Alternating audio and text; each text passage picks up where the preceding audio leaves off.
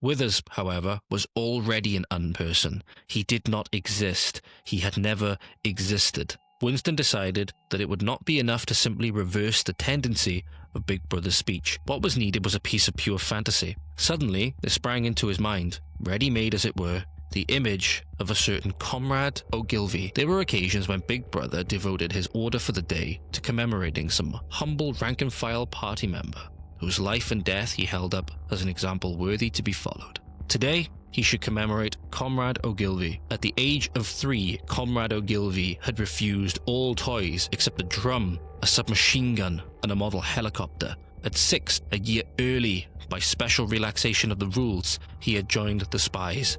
And at 9, he had been a troop leader. At 11, he had denounced his uncle to the thought police after overhearing a conversation which appeared to him to have criminal tendencies. At 17, he had been a district organizer of the Junior Anti-Sex League. At 19, he had designed a hand grenade which had been adopted by the Ministry of Peace and which, at its first trial, had killed 31 Eurasian prisoners in one burst. And at 23, he had perished in action. Big Brother added a few remarks on the purity and single-mindedness of Comrade Ogilvy's life. He was a total abstainer and a non-smoker, had no recreations except a daily hour in the gymnasium, and had taken a vow of celibacy, believing marriage and the care of a family to be incompatible with a 24-hour-a-day devotion to duty. Comrade Ogilvy, unimagined an hour ago, was now a fact. It struck him as curious that you could create dead men, but not living ones. Comrade Ogilvy, who had never existed in the present, now existed in the past, and once the act of forgery was forgotten,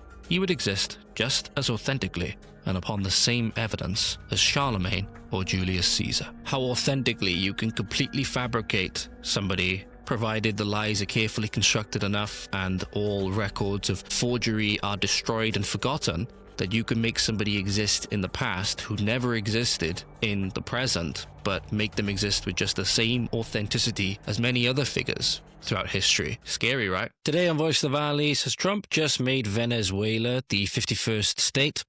Is it in the expansion interest of Globo Homo?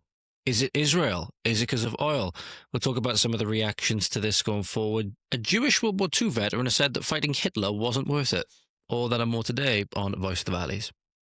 Why, hello there, ladies and gentlemen. Welcome back to Voice of the Valleys, yet again with your host, friendly neighbourhood far-right thug, always satirical unless it's not. He's not even. Mr. George Cresswell. Hope we're all doing well. Hope we're all having a fantastic morning, afternoon, evening, night, wherever we are. Thanks for tuning in to Voice of the Valleys today. First one of 2026. I hope we all had a fantastic New Year and Christmas, obviously, as well. Do stay tuned. Later on this week, I'm going to be sitting down with a very, very interesting guest, Catherine Watkins. So if you want to get over to any of the membership sites and get your question in under those relevant posts, I think I've forgotten to put one in the Buy Me a Coffee page, but I'll put one up in there for supporters as well. And yeah, as well in those membership areas, guys, if you want to go over and get early access to some of the WRONGSPEAK series, which I've been doing, where we've been going into 1984 chapter by chapter, reading the book, but also talking about it in more in-depth discussions and stuff like that, applying it to the actual world we live in, all of those kinds of things. You can get both installment 3 and installment 4 in, pardon me, the membership areas now. So there should have been a little teaser or little snippet of chapter 4's installment playing just before this intro. So if you want to go over and get those on early access, then make sure you go over to Patreon or Locals or Buy Me a Coffee, and you'll be able to get those if you become a supporter or if you become a member on Patreon and Locals. So getting straight into today, ladies and gentlemen, kicking off 2026 with a bang.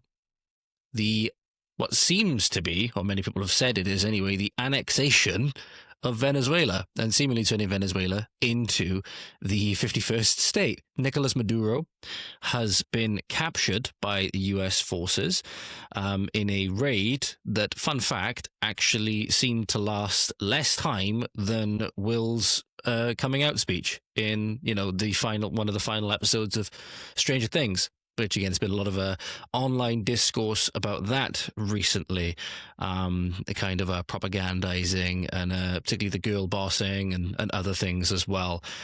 Seem to have ground on a lot of people's gears, and me not being a fan of the show, by any means. I have watched it, but not being a fan of the show. I get easily invested in things when they're on the TV, so I'll be on the settee doing my editing or whatever it is, and I find myself getting really distracted easily by things, and then I get invested in it. Happened all the time when, you know, I'd be talking with my mom in the kitchen, for example, when I used to live at my mom and dad's house, and she'd be watching something which I had no interest in, and I would get very easily invested in it just from standing there and trying to talk to her, and then getting, you know, asking her, oh, what's this about then? And next thing you know, I'm there like with popcorn and all sorts of things. Not stuff that I would do in my regular time. But yeah, the final episode, even the people who I know are quite big fans of the show are a bit puzzled and disappointed and conflicted, to say the least. However, it took less time to extract a Venezuelan dictator than it did for Will to come out as gay to his group of friends, which I thought was very, very interesting. This has been one of the memes that has been circulating around. I'll just bring the image up on screen in a moment. So the claim in this meme, for example, is that Will's coming out scene, which didn't they have to film like many times? I can't remember, like, I've heard how many times they actually had to film it. So apparently that lasted about 6 minutes and 51 seconds, and it took, I believe it was Delta Force, 6 minutes and 34 seconds to go in, do what they had to do, and then extract forcibly a dictator of Venezuela, or the dictator of Venezuela. And people have had a lot of different reactions to this, as you can imagine. Completely understandable. It does seem to be going against Trump's sort of MO, if you will, of like no new conflicts, no new wars. It does seem, however, that some have seemed to have come out on the side of Maduro's. People who I've seen commenting on it in Britain and other places as well, which I've thought was quite puzzling. Some of the reactions I think have been very puzzling, as we'll get on to in a moment. But to say that the citizens of Venezuela, at least seemingly for the most part, are not happy about what's happened, I think is very, very disingenuous. A lot of the lefties that are claiming that it's reckless and it's going to embolden Russia and China and all of these places. The one takeaway that I think we can take away in Britain, first off, saying that why the hell do we care? Other than how this affects Britain and dealing with the problems that we have in Britain at home, why do we care? Right. Now, again, not to say that everything happens in a vacuum, right? Things happen on the other side of the world. They absolutely do have effects on us. So we should care about it as it pertains to us. Right. But a lot of people, again, whenever something happens overseas, whenever Trump does anything or whatever, they will then use that as reason to deflect the conversation away from what's going on at home in Britain, which cannot allow to happen. And the other thing, really, that people forget, that force doctrine and that things written down on paper in international law and by these bureaucrats and court officials and all of these things are, or really mean nothing without the ability to enforce them. And who has the ability to enforce said rules, and really who has the power in the dynamic to then force their will on others? Well, that's really what matters. That's why strength, right? Strength is a virtue. It's good to be strong, right? You need to be strong so you can protect the weak. For example, you can't be weak and then protect the weak. And yes, by definition, the coward is capable of the greatest courage, right? But being weak in and of itself is not a virtue, right? You hear the phrase, it's better to be a warrior in a garden than be a gardener in a war, right? You can just do things, right? So when we're talking about issues that we have in Britain, right, whether it's immigration and all the other things that immigration are inextricably tied in with, demographics, culture, ethnic makeup, even just the question of what a British person is, public services, health services, education, economics, things. I don't know if I said economics twice there. All of these things are inextricably entwined together with immigration and the makeup of the country, the people. It's a reminder when we're told, for example, that, oh, you can't do anything, like in the Andrew Gold interview with Steve Laws, oh, you can't do anything with immigration, let it go, you're living in the past. No, you can just do things. No, you can just do things. Doesn't mean that might makes right. That's a distinction. Doesn't mean that might makes right. But point being, is that people saying, "Oh, it's not going to happen. You're living in the past." All of this stuff. No, you can't just do things. That's one thing that Trump did prove, is that if you want to do something, you can't just do it. It matters that you have the capacity to do it and the strength to do it, right? The enforcement arm, so to speak. So let's have a look at some of the scenes that have been coming out, not just recently from Venezuela, but it's important to have a look over the course of what's been going on in Venezuela and other areas around the world, protesting against socialism. That's why you're seeing a lot of the reactions from the Venezuelan people. They're not exactly mad about this, right? And it's weird to see then a lot of people in other countries outside of Venezuela, particularly the lefties and stuff like that, that are absolutely losing their shit over this because Trump has done something which seemingly may work out for the better in the end, right? I don't think he purely had the interest of the Venezuelans at heart, right? I think it has more so to do with the Maduro's, involvement with organizations like Tren de Aragua, right? The Venezuelan terror group that was, I believe there was a block of apartments in Colorado, I believe it was, that was in the news cycle a good few months ago, possibly last year. They had Tren de Aragua gangsters with guns that were basically terrorizing this, it might have been a condo block or whatever they have in America in Colorado, I think it was, or it might have been Charlotte. I can't remember the exact place, but it was in the news cycle around that time, a good few months, if not years ago, before Trump was in office, I believe. A lot of the prominent American political commentators were talking about it. There's also the oil, right? Venezuela being a very oil-rich country. I think it's more so, again, American self-interest and maybe, again, trying to show that America is the big dick on the world stage. For example, whether you think that's a good thing or a bad thing, that can be debated. I'm not really commenting on that. But I don't think Trump necessarily had the greatest interest of the Venezuelans at heart. I don't think he was doing this because he's purely benevolent with the Venezuelans and stuff like that. I think it was a lot more self-interest reasons for it. But the Venezuelans are not happy, it seems, by and large, with Maduro by any means. This is from August last year, ladies and gentlemen, from Peter Sweden, who reported this on X at the time. I won't play it with the volume, but I'll play the actual clip for you now. You can see it's footage of a mass protest that was happening in Venezuela. And obviously protests against socialism, they kind of, don't really work, to be, to put it most charitably, don't really work, right? Because again, giving the state that level of enforcement, right, it's only ever really going to go one way. And protests, often without enforcement, again, what reason does the state have to care?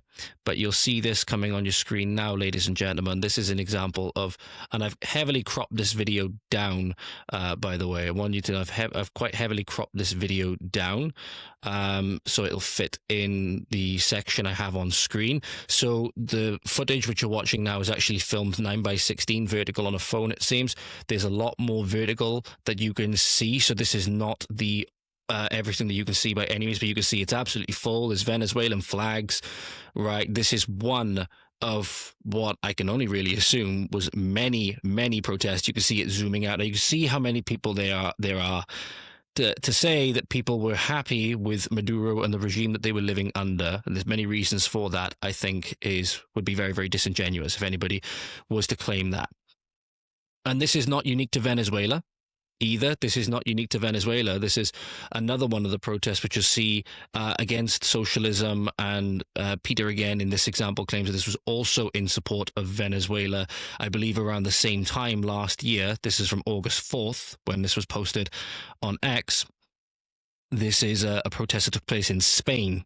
So you can see here the footage of how many people were protesting, in this case against socialism in Spain, but seemingly also voicing their support for Venezuela. Many people seeing themselves, with regards to socialism, with regards to their tyrannical leaders, seeing themselves in the same boat, right? We have a lot of things in common, not necessarily as people per se, but with similar government tyranny and cronyism as what was happening in Nepal when we covered that midway to, I think it was in the third quarter of last year. We were covering that when they literally overthrew their leaders. And that they set fire to the Nepalese parliament. So you can go back and find that episode where we talked about that if you want to know more about that. So it is absolutely I think the case that most Venezuelans, at least, are indeed happy about what has happened. This lady is one example again. I'll bring this up on screen for you now. She had some choice words for, in particular, people who are not from Venezuela, commenting on it, saying that it's not in their best interests or whatever. Now, obviously, she's one person, but I think based on what we've seen just now with the protests and everything, there's a lot of people whom this would resonate with. If you are not from Venezuela, you better shut the fuck up. I've seen a lot of videos of gringos trying to explain Venezuela to Venezuelans. You don't even know the difference between Venezuela and Mexico. You can't even point a Venezuela in a fucking map. You don't know what is to live in starvation. You never saw a family member dying because you didn't have the medication, while the members of the Chavismo are walking with Rolex in their hand. Do you want to know how many people died trying to come to America, going through a jungle? Do you want to know how many women were raped there? We are 8 million of Venezuelans who have left Venezuela. You don't know what is to live like that. You are too freaking busy eating your Starbucks with almond milk, you motherfucker. I have a question for you guys. Where were you when they were killing us? Where were you when they were killing students? Students who didn't have any weapon. You were too freaking busy drinking your Starbucks with oat milk. So you better shut the fuck up and take Venezuela out of your filthy mouth. I can't fault a lot of what she was saying, to be honest. The gringo comment aside, because is everybody allowed to have an opinion on what is going on there? Yeah, absolutely. Of course we are. Just like you see people having their opinions on what's going on in the UK, people in the UK have their opinions on what's going on in the US. It's the job of the people that live in those nations to essentially either take on board what they're saying if they feel those people have something valuable to say, or disregard them and tell them, go off, mind your own business, watch out for your own country, right? Which is absolutely fair enough. I see what happens when, people comment on American politics, and then you watch like American political commentators, whether it's like your Matt Walsh or your Michael Knowles or all of these people, right? And they say, well, look, we really don't care. Worry about your own affairs. Mind your own business. He's absolutely right. And she has a point. She has a point, especially when she's saying a lot of these people in their hyper-privileged, often capitalist countries, right, where they don't realize how good they got it a lot of the time, will then go on about how heinous this is, what's going on in Venezuela, when a lot of the people who are living in Venezuela under the socialist dictatorship, no, we actually big fans of this, and shut up. You're actually ruining something good for us, at least, or that we perceive as good, just often to virtue signal. Right? You see a lot of people, a lot of the prominent, hyper-rich, privileged, left-wing, media figures like Ellen DeGeneres and people like that in America, that because Trump won, moved to the UK, but obviously they'll never go anywhere near the places where a lot of people in the UK have problems with, particularly with regards to immigration and all of this stuff. They'll never go anywhere near, the third world, whether it be, Indian or Bangladeshi or Somali enclaves, right? They'll use their millions and millions that they have to buy a nice little, either completely private property in some, overwhelmingly white, British, quiet countryside rural area that, you might think of as stereotypical destination where people would want to use as a holiday home as well. Or they will, what's the other thing I'm looking for? I feel like I lost my train of thought for a moment then. But they won't go into, they might go into central London if they called on to do a media appearance or something like that. Or they'll go in to do one of those little videos where it shows how good it is. And like, oh, nothing happened to me when I went into London. The fact that, in London, for example, is, as far as I know, still, I wouldn't imagine it's gotten even worse since the headline for the BBC was published last year. There was a rape reported every hour in London. A very, very depressing stat indeed. But a lot of these people, as she mentioned here, sipping on their oat lattes from Starbucks or whatever it is, telling people from Venezuela or telling the poor in Britain or whatever it is, how it actually is for them. A little bit like as well how people perceive as foreigners, saying like, oh, look how we fit into your country, or let me tell you how your country is, and all of those things, right? And you can understand then why a lot of people get angry when it's done to Britain, right? And you can understand it why Venezuelans like this lady here are going to be angry in that regard as well. Even ones that often, or even ones that realize that Trump is likely not doing this for their benefit specifically, right? Whether it's for the oil or whether it's for whatever reason, where they say, we don't really care at this moment. This is the best day of my life. This is what this lady had to say, for example. I'm just going to assume that the translation is accurate, right? There's no way for me to verify it or anything like that. I'm going to assume the translation is accurate with the subtitles on screen. It's the lady saying, whether Trump is here for the oil or whatever, we don't care. This is a great day for us. Miren, la transición va a ser difícil, sí, va a ser difícil. Trump no entró por interés y quiere el petróleo. No me importa, hoy es el peor día de mi puta vida. Dejen de... And the last thing they said there, she said there before I cut the video off a little bit earlier, she said, stop fucking around, enjoy. That was the thing that she said. So, you can understand why, right? You can understand why, especially when you look at the grievances of people like this, for example. So this is another clip I'll bring up on screen now from, it's from Alerta Mundial, I hope I'm saying that right, or Alerta Mundo News, right, which I can only assume is a Venezuelan news station. It's a mother and a son burst into a left-wing demonstration in Puerto Rico. In this instance, the Post claims that they are Venezuelan, so whether they managed to flee or whether they emigrated or whatever from Venezuela. There was a demonstration going on in Puerto Rico in defense of Nicolas Maduro, and the mother and the son, before they were arrested, I believe, by the security forces there. So, this would be a Puerto Rican news station, then Noticentro or the Alerta Mundial on X. They claimed or they said that among the pro-Maduro demonstrators, there wasn't a single Venezuelan, and I've actually got a grok to try and translate as best as possible just to make sure that I am able to relay it to you guys, because there's no actual subtitles on this clip. So here's that clip for you, ladies and gentlemen, of this mother and son who were shortly after breaking up or breaking into this gathering of left-wingers, pro-Maduro left-wingers, what they had to say before they were carted off by what seemed to be security forces. ¿Qué le pasó? ¿Están aquí? ¿Qué pasó? 26 años. 26 años llevamos esperando este momento. Ustedes vieron los que dicen llamar la paz. No, asesinos ustedes. Te nombro 4. Papi, quiero dejar algo claro. Aquí no hay ni un venezolano.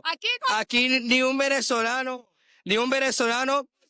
porque realmente yo no sé si a alguien aquí le falta un plato de comida, si alguien aquí ha tenido que ir a un hospital y que le falta insumos. Pero esos venezolanos es mentira, porque ni son venezolanos. El venezolano de verdad, Venezuela ya expresó su voluntad. Venezuela, 70% de Venezuela quiere que Venezuela sea libre. Venezuela tiene que ser libre de Maduro. No hace sentido defender un criminal de guerra. So, to play this for you now, ladies and gentlemen, you just saw the clip. Grok bringing sort of like the broken bits of dialogue that it could get from all of the background disruption together.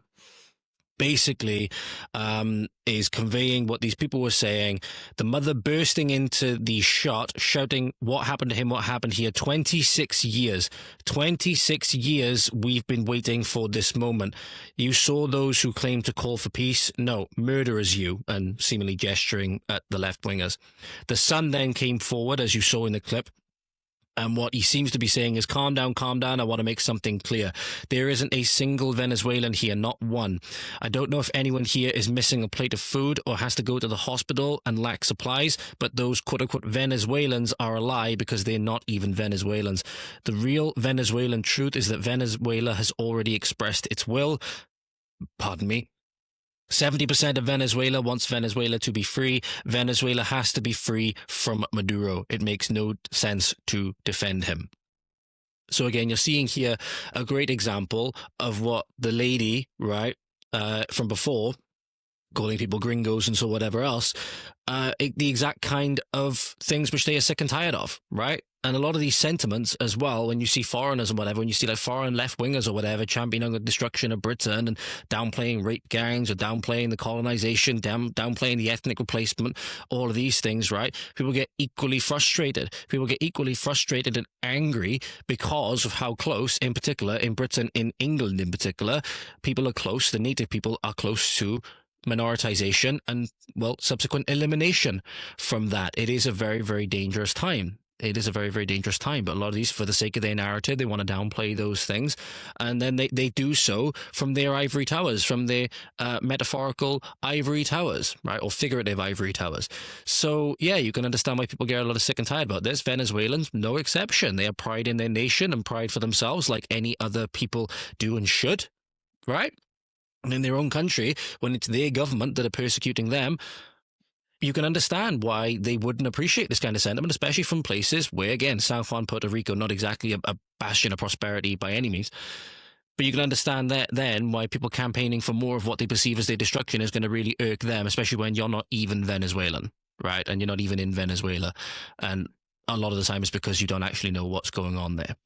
So you can understand that. So to say that, again, a lot of this stuff that's going on is because just Trump's self-interest or whatever, or that he's not doing it in the best interest of Venezuelans, I think you can make those cases. But to say that Venezuelans aren't happy about this, I think would be disingenuous, to say the least, as well. Because have a look at this, ladies and gentlemen. This is the kind of stuff, one thing that you'd be dealing with. You mentioned there about lack of resources. You have to go to hospital, lack of supplies, all of this stuff. I know the lefties hate it when on most things you look at per capita, so GDP per capita and stuff like that, right? It's based on current US dollars, I believe. But if you compare Venezuela with the world, for example, you get things that look like this. You get graphs that look like this.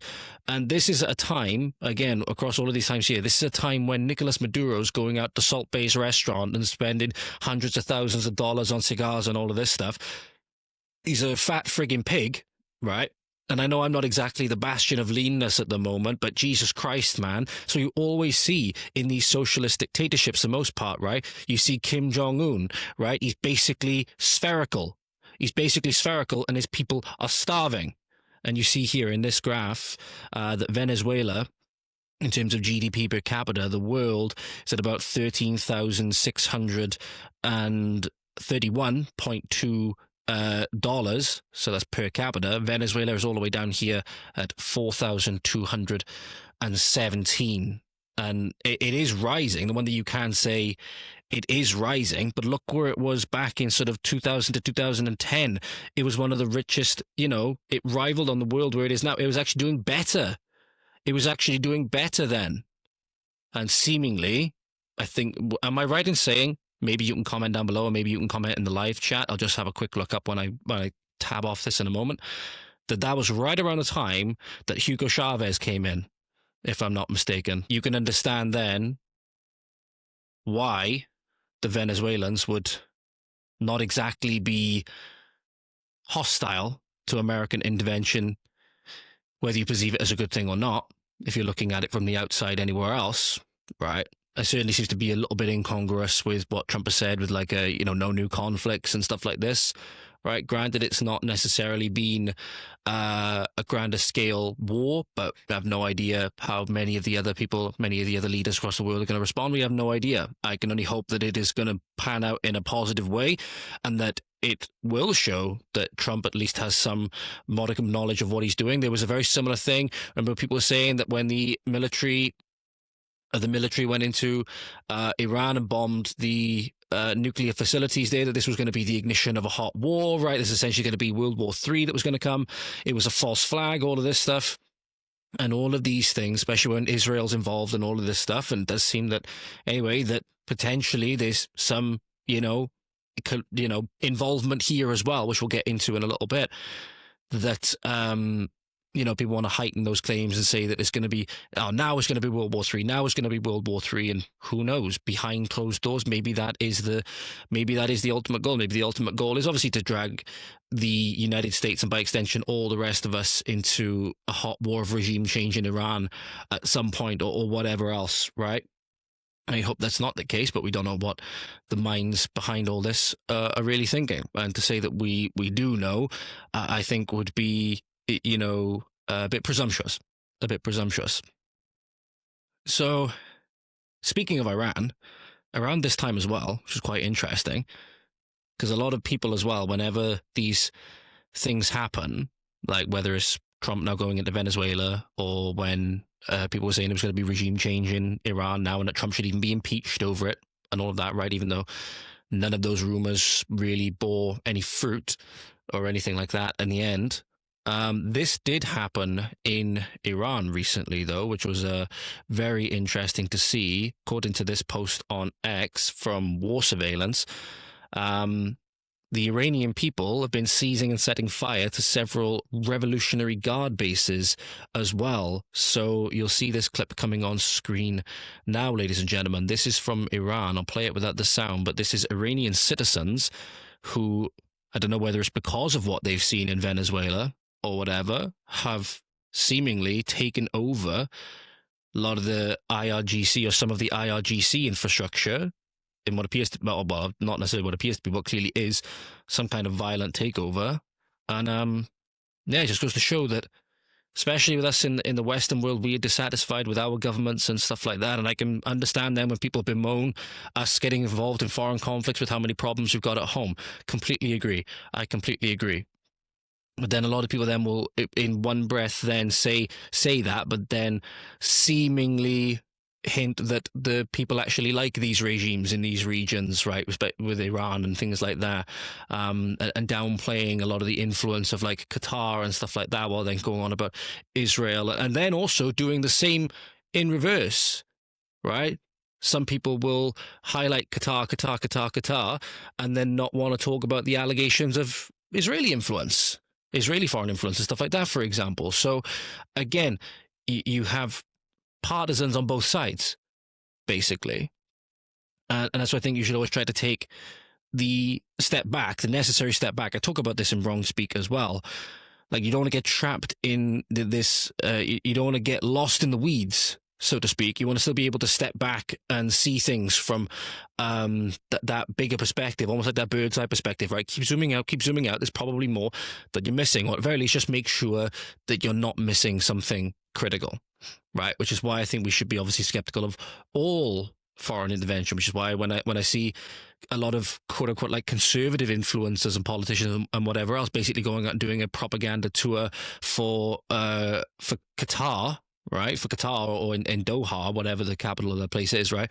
And then you have others then that will go out and seemingly do the same thing in areas like Israel and stuff like that, where it's clearly done as part of government behest, right? It's not like they've done a private trip because they want to go see the Holy Land and go see the Church of the Holy Sepulchre, and they're doing it as part of a private faith, like a journey or something like that, right?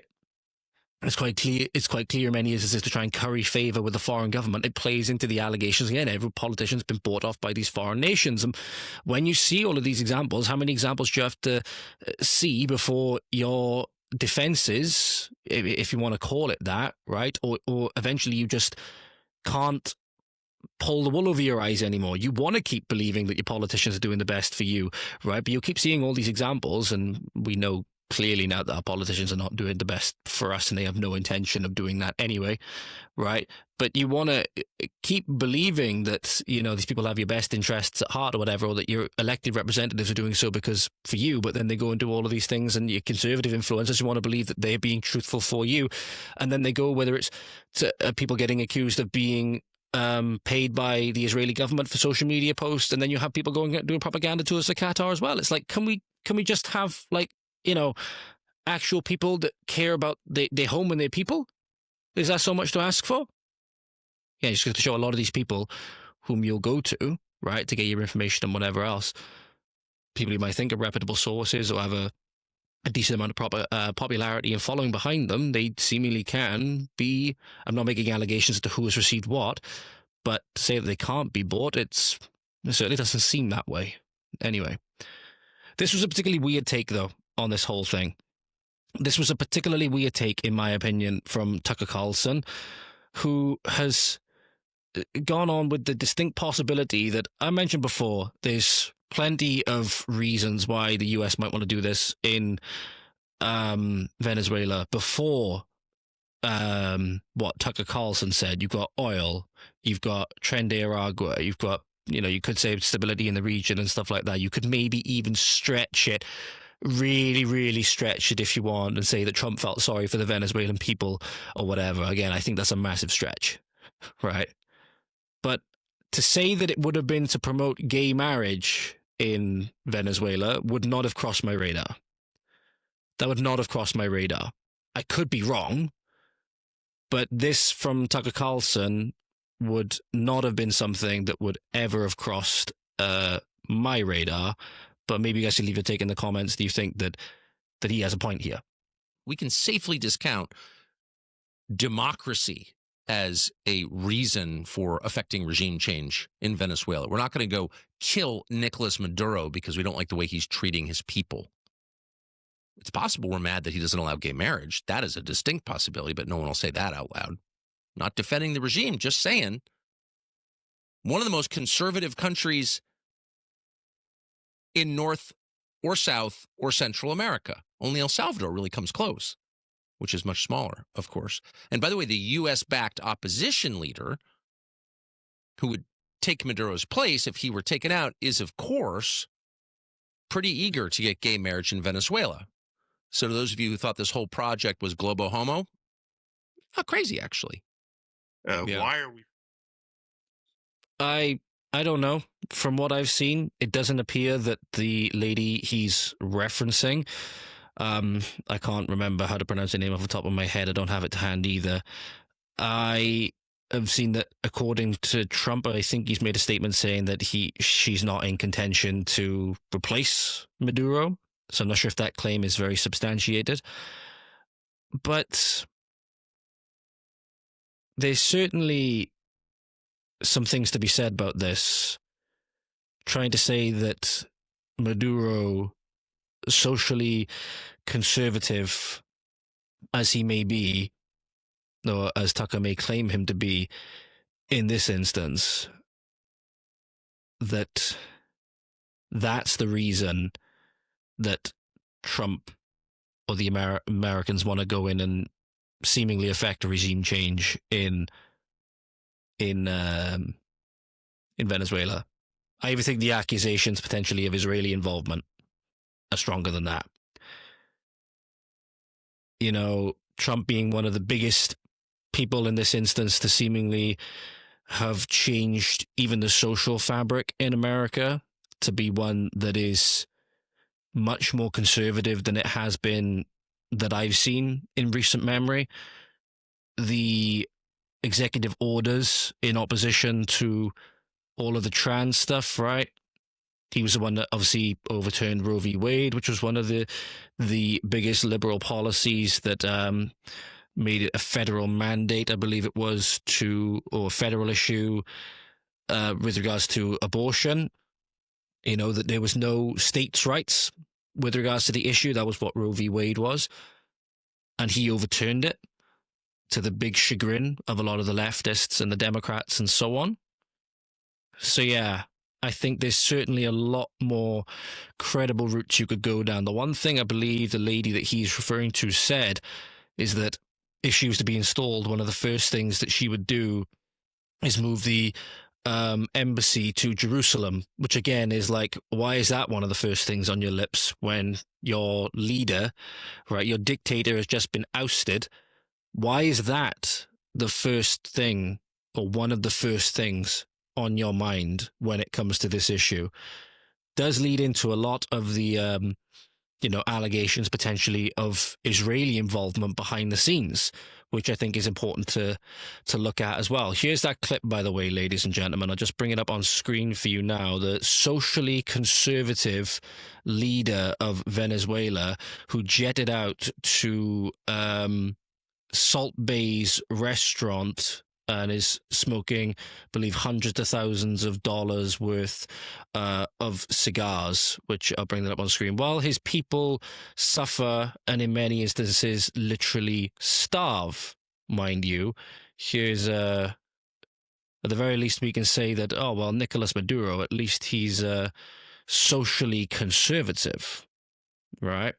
So if I just bring this up on screen for you, just realigning it. So here we go. Here is that clip. Again, he's jetted out to Salt Bay's restaurant whilst his people are starving, and he's got a big, what seems to be Cuban cigar in his mouth. And apparently over the course of his trip there, when these videos were taken, it amounted to, I think, the claim that I've seen is about $400,000 in cigars alone. Yeah. But Globo Homo. But Globo Homo. That's the main thing. Now again, people who are speculating potentially Israeli involvement, could very well be. Seemingly, because this is going to play into wider plans to weaken Iran. We will see what comes of this, but it's important to note here, again, is there more than meets the eye? Or is there more than meets the eye? I suppose just the phrase that I was looking for. I was going to say, are there more than meets the eye? But are there more things to consider, I guess? Which odds are there are. There's so many things which we've covered already. The GDP, the crushing socialism, the fact that the protests have been brewing for a long, long time, right? And it spanned multiple countries, right? Whatever the reason is, Tren de Aragua, how this, again, fits into every other conflict that's going on around the world at the moment, or every other geopolitical struggle, etc. There's so many things to consider. This is not happening in a vacuum, and that's why it is important to look at things like this as well. We've had an unbelievable success, and by degrading Iran, which was a first-rate power, now it's a second-rate or third-rate power. They were throwing their weight all over the place, exporting terrorism, not only to every part of the Middle East, but to Venezuela.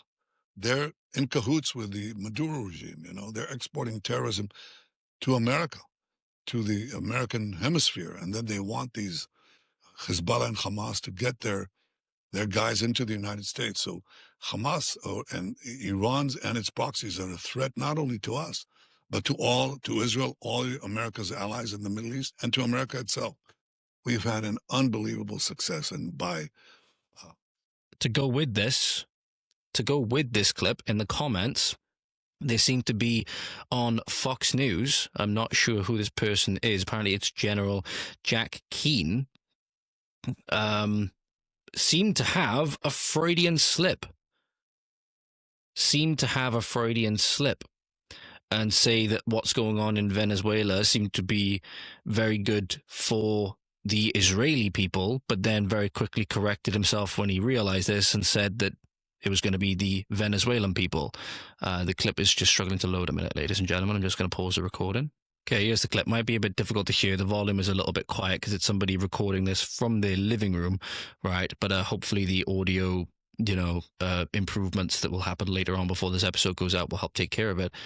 Here's that what very much seems to be a Freudian slip.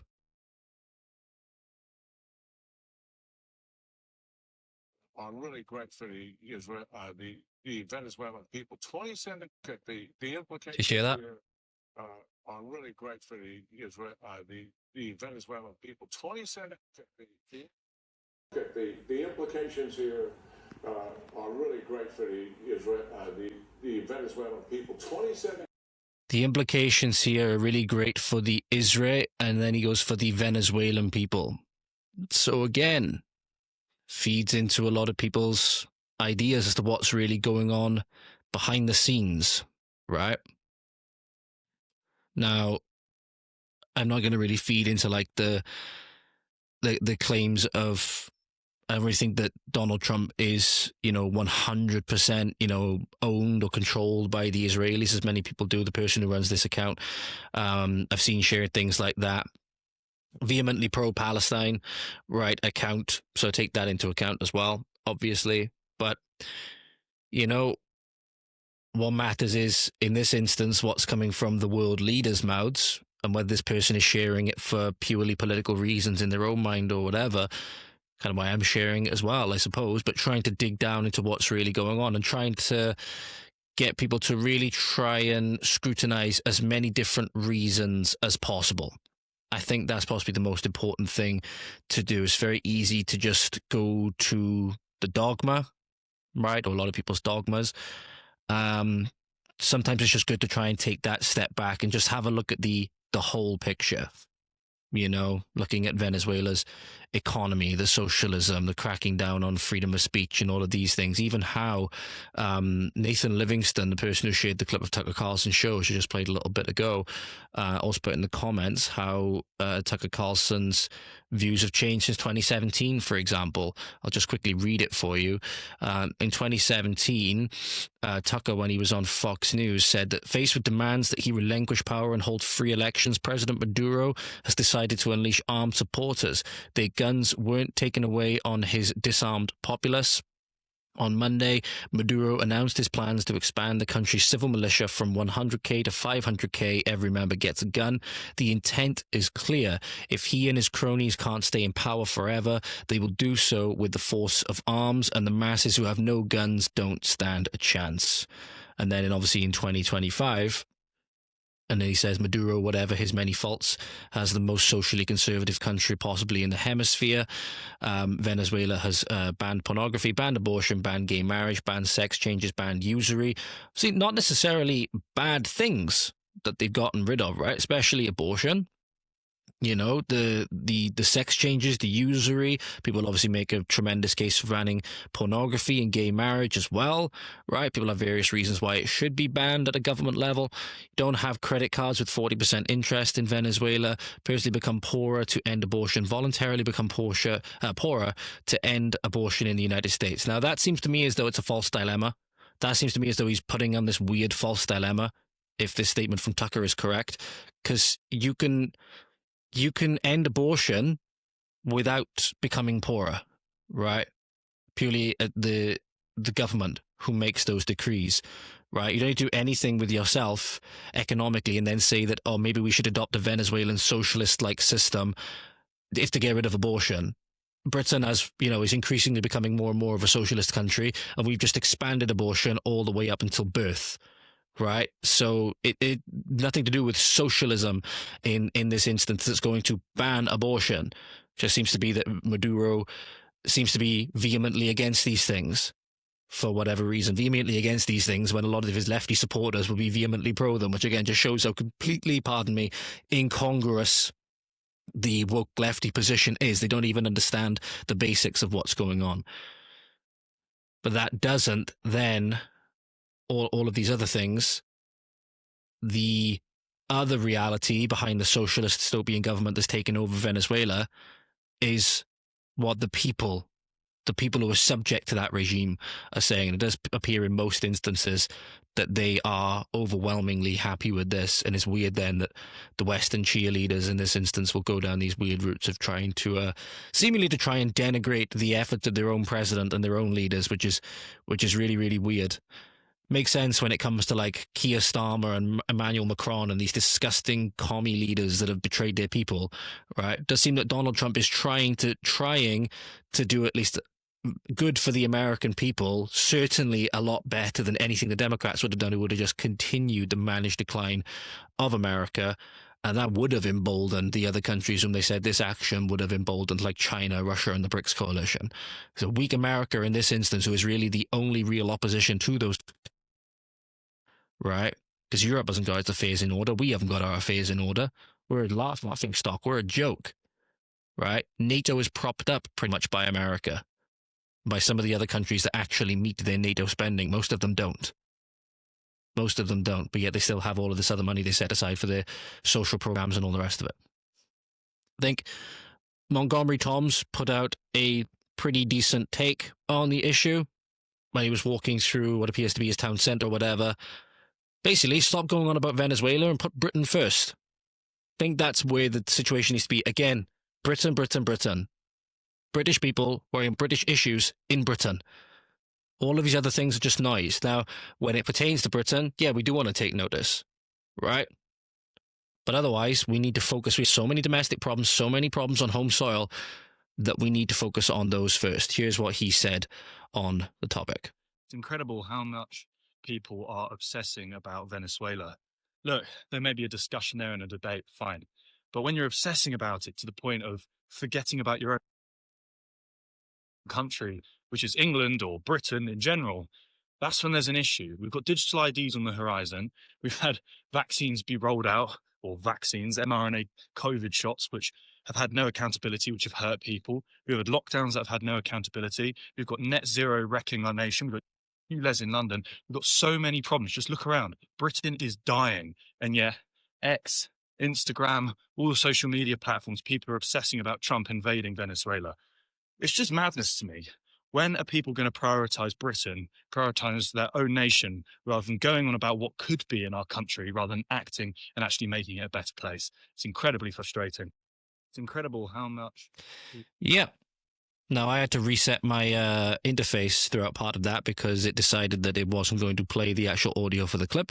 But yeah, it's talking about digital ID, talking about all manner of the political issues we need to be focusing on at home. Digital ID being one of the premier ones we need to be focusing on at the moment. And I've spent now, nearly an hour? Yeah, 50 minutes or so talking about the foreign issue, that, the Venezuelan issue, only because it's such a big thing that people are talking about at the moment. I feel it needs to have a wide net cast on it, or a wide eye cast on it, so you're not leaving anything to dogma unnecessarily, so to speak. Bear with me 2 seconds, ladies and gentlemen. Sorry, ladies and gentlemen, I'm just going to make sure the door's shut because the washing machine's going in the other room, so just didn't want that coming up over the microphone. But yeah, the decline of everything, the decline of the NHS, the demographic changes, all of the other things that come along with it, the cultural changes, the colonization, the massively declining birth rate in Britain that's still plummeting and going down, right? Then all that, comes into the notion that the British people are being replaced, right? Partially doing it themselves by eliminating themselves from the gene pool. Partially it's because the government are mass importing their replacements, right? And we need to be focused on those above anything else. So wait to see what more comes out of this. But it is kind of funny that the Duffer Brothers scene where they had the character, come out, and that being the source of all his superpowers, basically. That he had his superpowers because he was gay. And that scene, nearly 7 minutes, took longer than Delta Force to extract a dictatorship leader from Venezuela. That will never not be funny. That is the really strange thing. One thing that is also quite strange, ladies and gentlemen, now I've just had a chance to fact check myself in real time, because it was claimed initially by Mario Naufal, or Naufal, however you say it, that shots had been fired at President or Vice President JD Vance's Ohio home. So the one thing is, though, it does appear, based on this image, that they very well could have been shots that were fired. So this is the image of the windows, which are at JD Vance's home, his Cincinnati home. Just bring them up on screen for you. So here's the window of the residence with what appears to be 4 bullet holes in them. This was the initial claim. However, other articles that have come out since then, like the Fox 19 one, which I'll read for you in a moment, don't make any mention of bullets that have been fired. So it does appear that there was obviously an act of vandalism that took place, but whether they were shots fired at JD Vance's home, like that was claimed, is still not been confirmed. But one suspect has indeed been arrested. It's unclear whether this is in reference or in relation to what happened in Venezuela, as we were just discussing, some radical leftist or whatever. But it's a man known as William Defoor, D-E-F-O-O-R, 26 years old, is being charged with 1 count each of obstructing official business, criminal damaging or endangering, and criminal trespass and vandalism. So 1 count of each at Vance's East Walnut Hills house.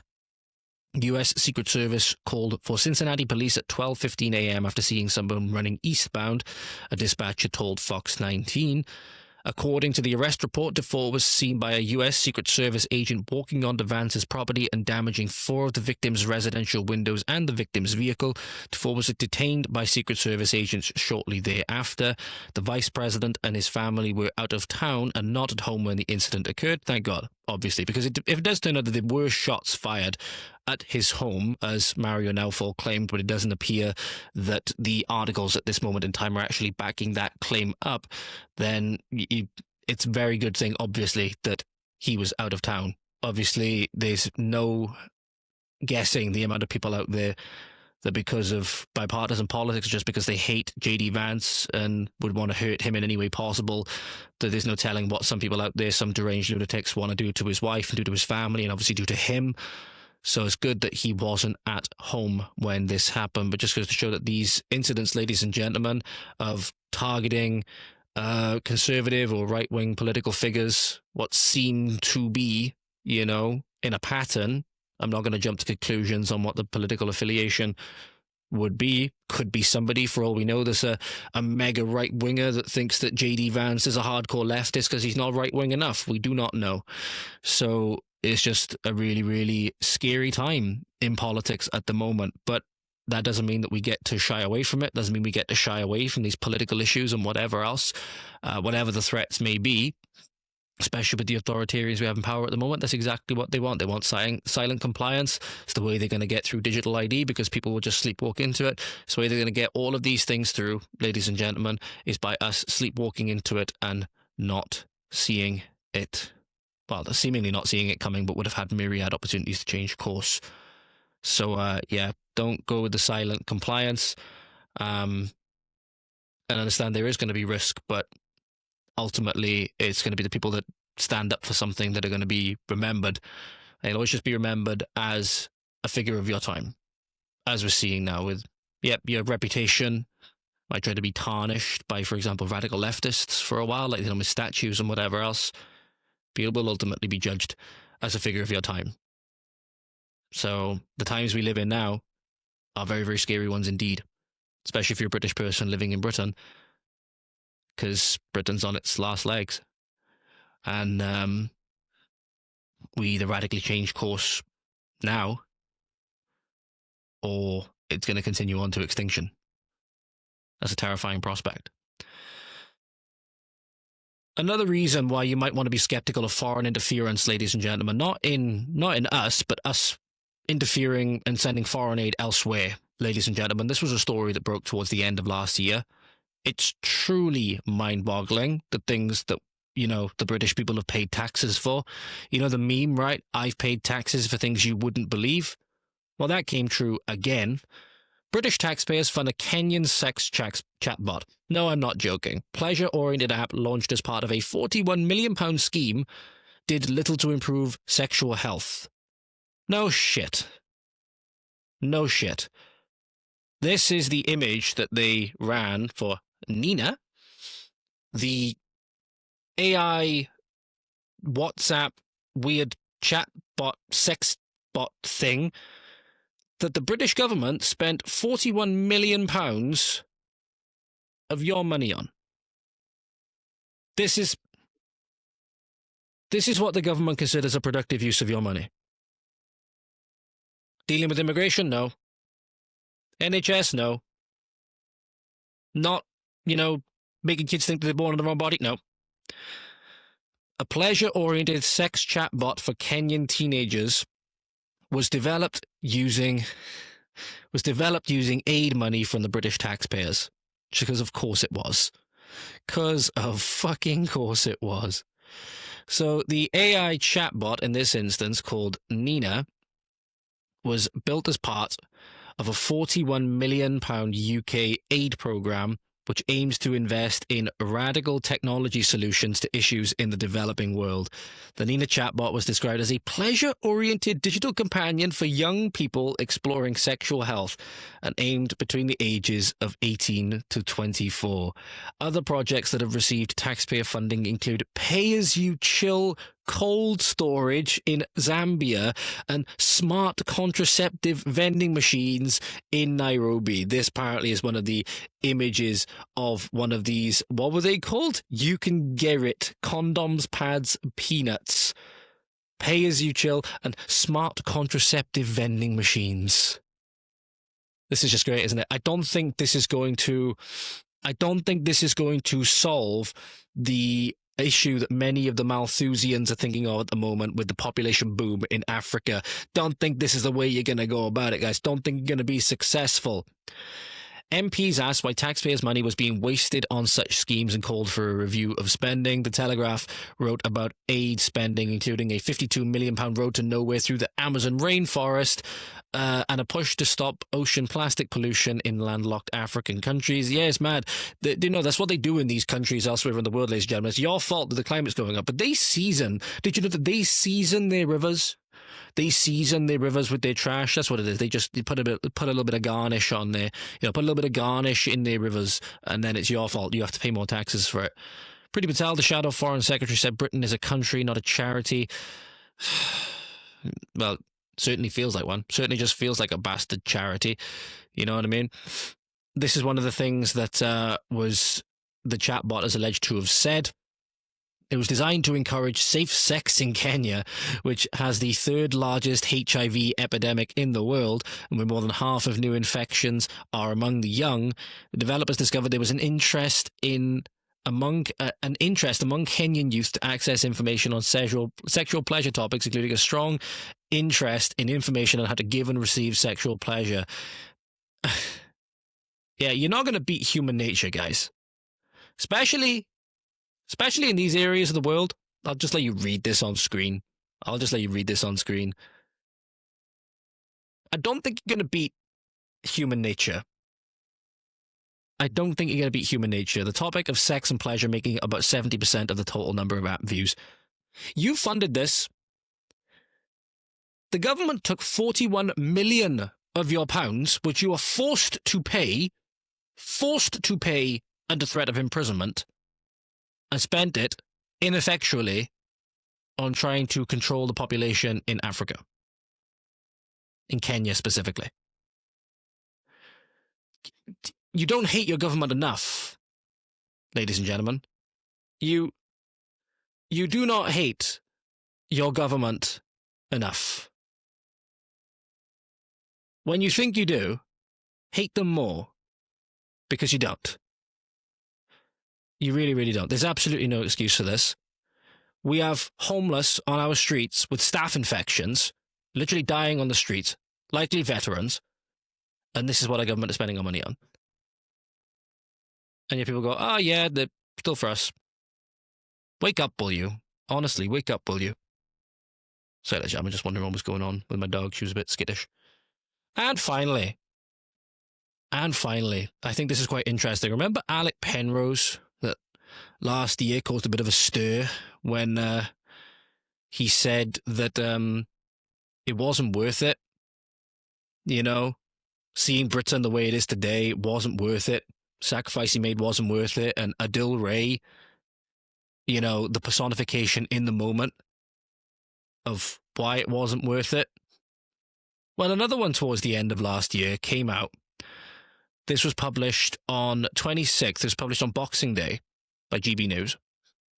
A World War II veteran labelled victory over Nazis a waste of time and claims migrant crisis proves the UK has gone right downhill. And don't think many people would disagree with him, but this is a particularly interesting story, ladies and gentlemen. This is a particularly interesting story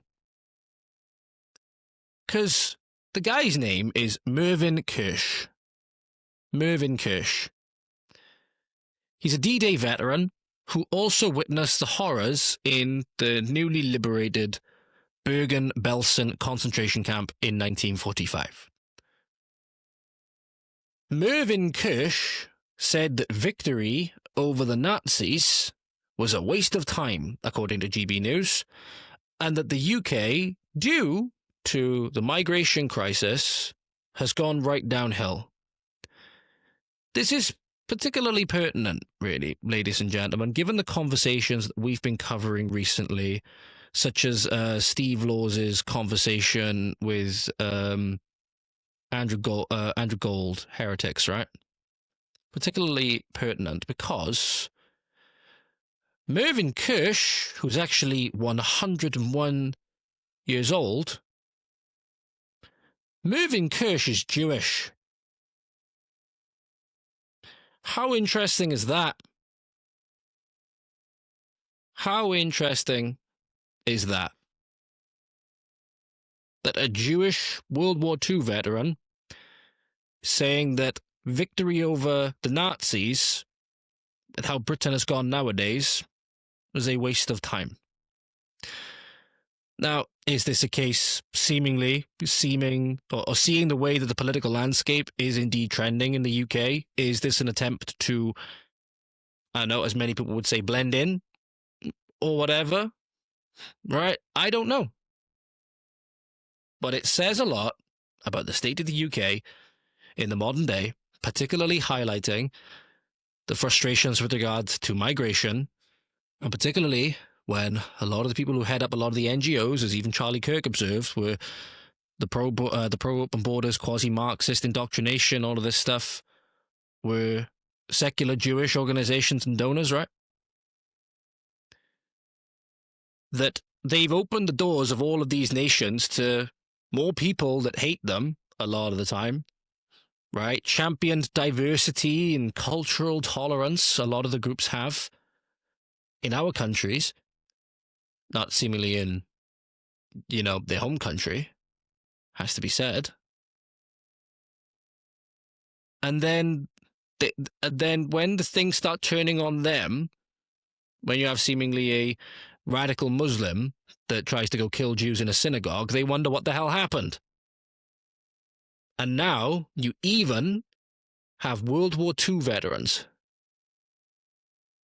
Jewish World War II veterans, saying the victory over the Nazis was a waste of time. Oh, how the turntables. Oh, how tables the turn, should we say. He singled out the issue of immigration, with channel crossings in 2025 far exceeding 41,000. Mr. Kirsch, who was once lauded for his efforts by ex-Prime Minister Boris Johnson, told the Daily Mail, "I think it, i.e. the war, was a waste of time, because the benefits we got from it, the wartime camaraderie from everyone, almost everybody, mucked in with whatever they could do. Whatever way they could help somebody else, they did. It wasn't just in the army. You don't get that now. The country has gone right downhill. I know the population is changing. Some are leaving, then others are coming, who have no understanding or knowledge of what this country was like. Not only just its history, but its morals." So, quite interesting, even when he says there, insists he has no objection with the genuine asylum seekers, but did go on to highlight concerns about migrant crossings. That's a small tidbit when you have a Jewish World War II veteran, not just a British World War II veteran who people like Zara Hussein and whoever else could say, "Oh, I have no respect for this guy. These are veterans that I have no respect for," even though they have no right to even comment on the sacrifice that those people made, like Alec Penstone. Now, you have Jewish World War II veterans saying that World War II and victory over the Nazis was a waste of time. If that doesn't tell you anything about the state of the country today, very, very damning indictment, I don't know what will. I don't know what will. And that'll do it for today. Thank you very much, ladies and gentlemen. Hope you enjoyed this first installment of 2026. Hope to give you all the more quality content going into this year. Hope you enjoyed it. Hope you found it useful. Have a good morning, afternoon, evening, night, wherever you are. Diolch yn fawr. Thank you for watching. Hwyl fawr. I'll see you next time. And you take care now. Godspeed.